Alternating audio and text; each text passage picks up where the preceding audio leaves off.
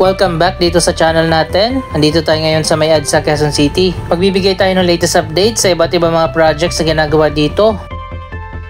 Ongoing pa rin pala at patuloy na ginagawa pa ang rehabilitation at retrofitting sa EDSA Quezon Avenue Flyover.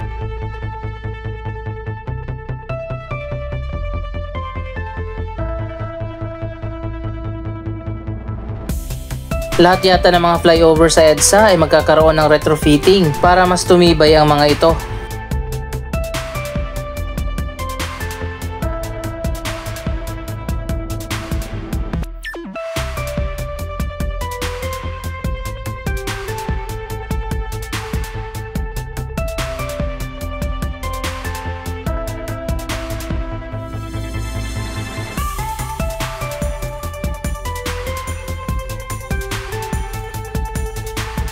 Andito na pala tayo sa location kung saan itatayo na ang Metro Manila Subway Quezon Avenue Station.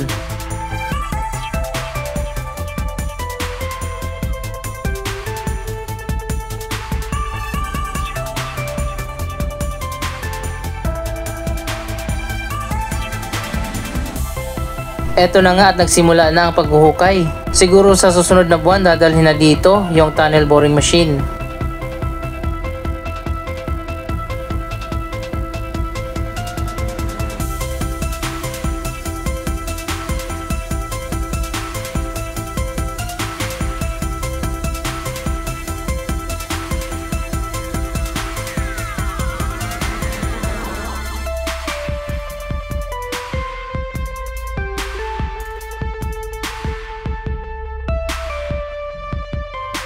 Dito sa kanto ng EDSA at Quezon Avenue, itinayo ang Metro Manila Subway Station.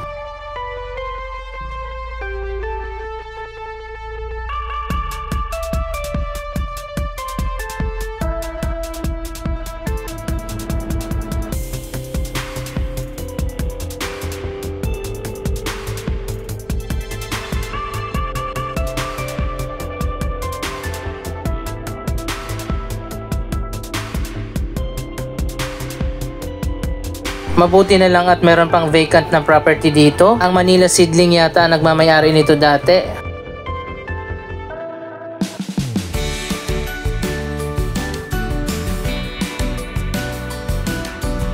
Mula dito sa southern portion ng Vertis North kung saan tinatayo yung subway, sa northern portion naman ng Vertis North may bago ring project.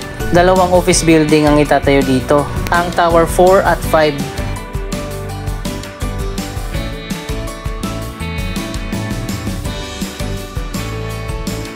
Dito naman sa kanto ng North Avenue at Mindanao Avenue, mas nauna na itinayo ang Metro Manila Subway North Avenue Station.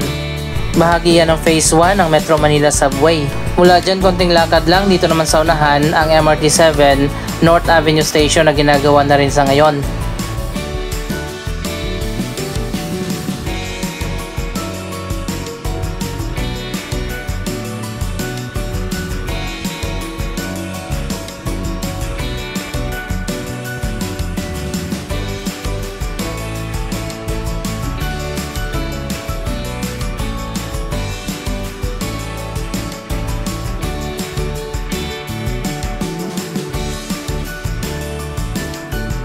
So ayun guys, nandito na tayo sa ginagawang MRT7 North Avenue Station.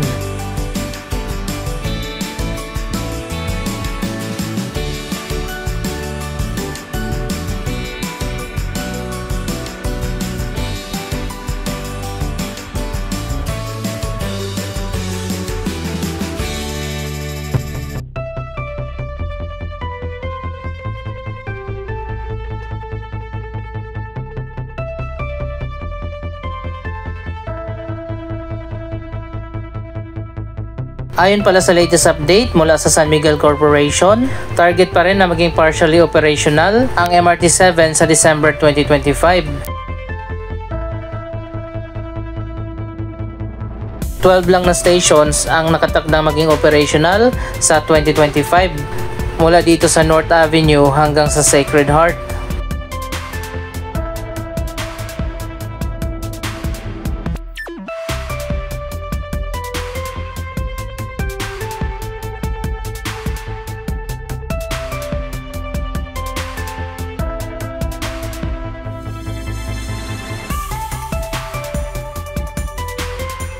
Pero ang Tala Station sa Caloocan ay malilipat. Ang opening schedule imbes na 2026 magiging 2027 na, at delayed din ang opening ng San Jose del Monte Station imbes na 2027 sa year 2028 na.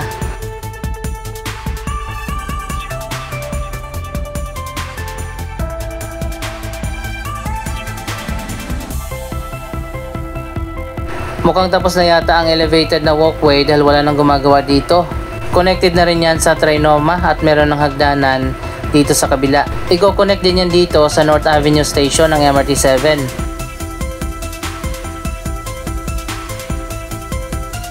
Hinati pala yung construction ng MRT-7 North Avenue Station. Ito yung eastern part ng station at dito naman sa kabila yung western na part.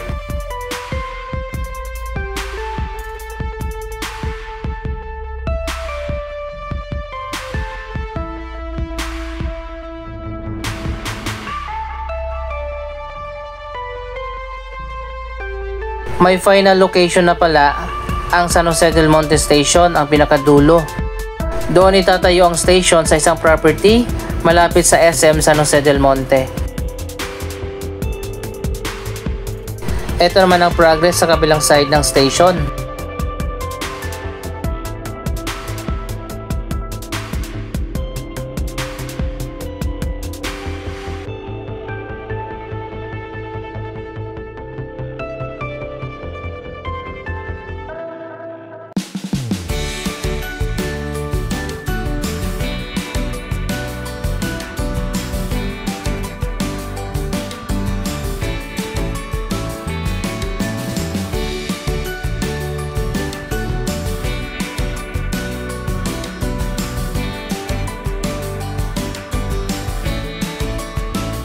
Samantala, ongoing na rin ang MRT-7 Turnback Guideway Project.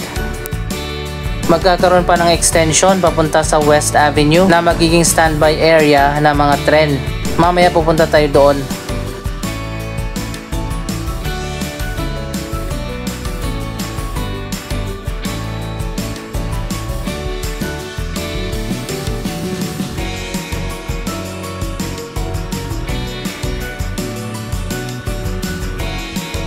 Dito muna tayo sa ginagawa na bagong project naman, ang EDSA Busway SM North Station.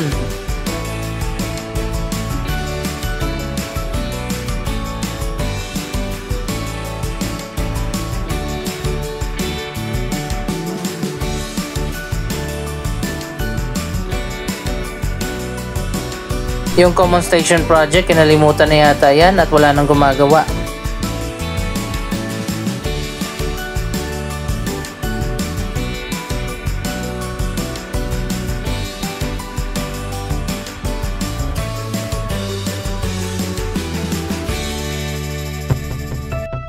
So ayun guys, ito na yung pinaka-latest na update sa ginagawang bagong EDSA Busway Station. Kakaiba ang design nito sa iba pa mga EDSA Busway Station.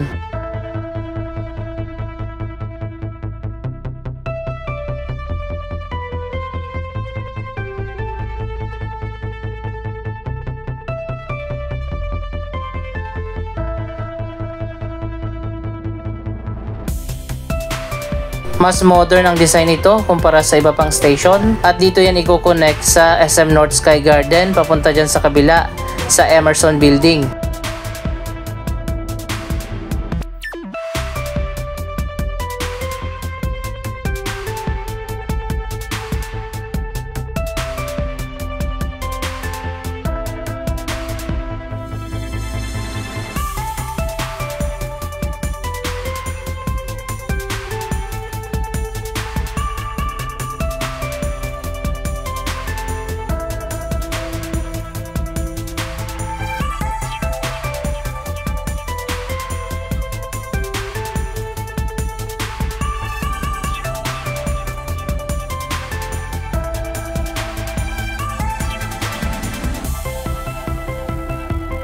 So ayan guys, mapapansin naman natin medyo maluwag ang walkway ng EDSA Busway Station na tinatayo dito.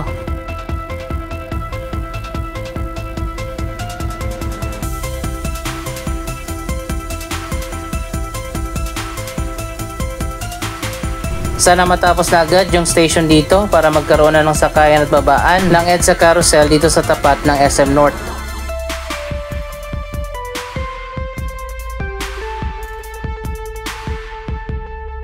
Ito pala yung shot ko kanina habang nakasakay ako sa EDSA Carousel. Makikita natin ang progress ng bagong EDSA Busway Station.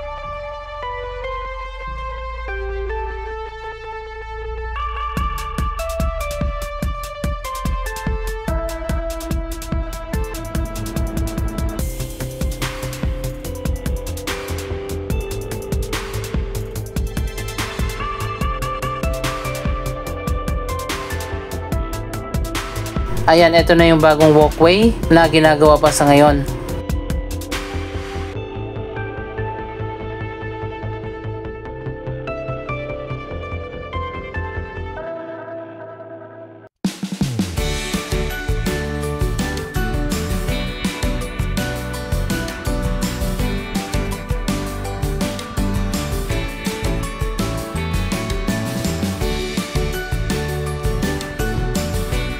So ayan guys, nandito tayo sa may Sky Garden. Dito i-connect sa nakasarado na area na to yung bagong station.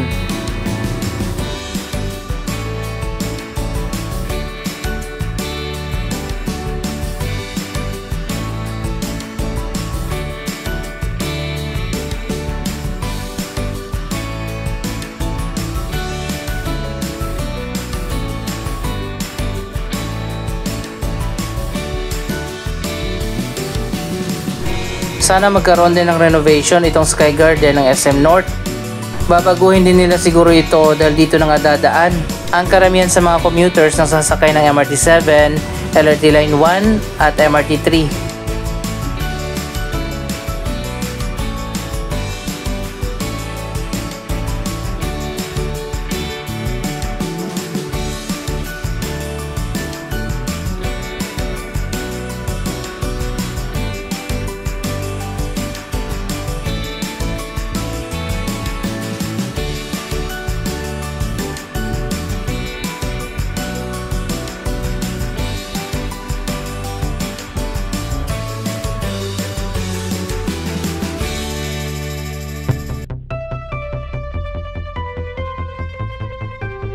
Tuloy-tuloy na nga ang progress ng Turnback Guideway project ng MRT7.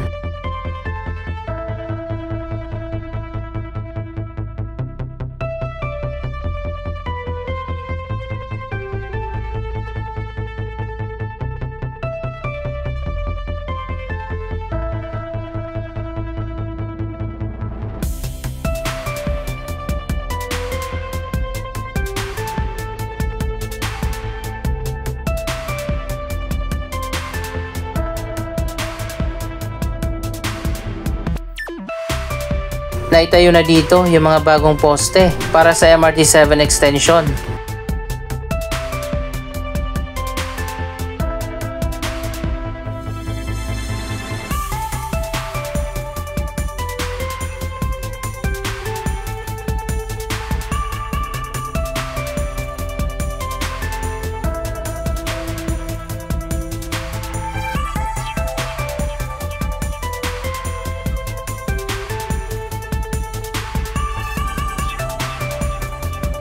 Ang Common Station project naman, no comment na ako dyan. Ito naman yung isa pang bagong poste dito sa kanto ng EDSA at West Avenue. Dito liliko yung linya ng MRT7.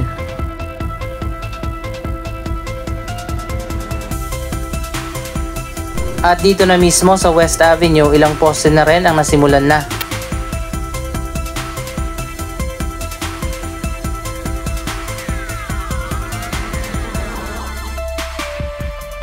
Sobrang traffic na dito dahil one lane na lang.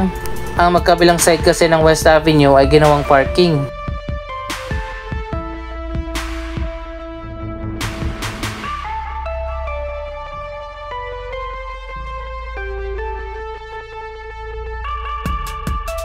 So ayun guys, mahaba din itong Turnback Guideway ng MRT7. Ilang tren din ang kakasya dito. Anong masasabi nyo sa iba't ibang mga mega projects dito sa North EDSA? Mag-comment lamang dyan sa baba ng inyong mga reaksyon. Maraming salamat sa inyong panonood. Don't forget to like, share, comment, at subscribe. Thank you for watching.